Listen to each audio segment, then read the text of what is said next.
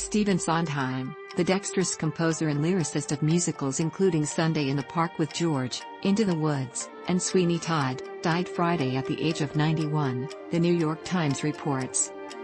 His death was confirmed by F. Richard Pappas, Sondheim's lawyer and friend, who said that Sondheim died suddenly. Sondheim was the elder statesman of American theater, but he always stood outside of its trends. An iconoclast whose vital music tested preconceived notions about what belonged on stage, he created songs for a murderous barber, a neurotic neo-Impressionist, and a vengeful witch.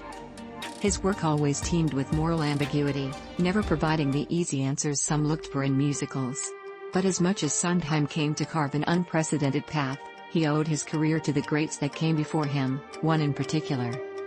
He was born in 1930 in New York to a designer and a dress manufacturer.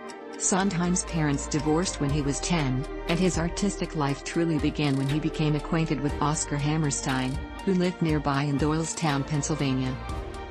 Sondheim soon became a satellite member of the Hammerstein family, with its patriarch, the lyricist of shows like Oklahoma and South Pacific, acting as a surrogate father to him, in Sondheim's own words.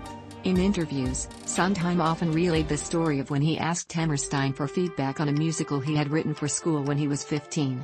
Sondheim asked his mentor to treat him as he would anyone else, and Hammerstein's assessment was brutal. He started right from the first stage direction, and I've often said, at the risk of hyperbole, that I probably learned more about writing songs that afternoon than I learned the rest of my life, Sondheim told the Paris Review in 1997.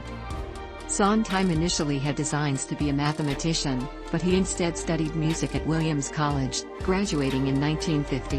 One of his early jobs was in television, writing for the ghost comedy Topper.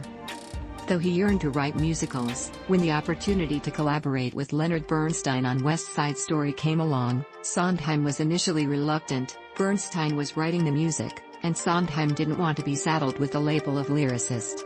It was Hammerstein who convinced him not to pass up the gig.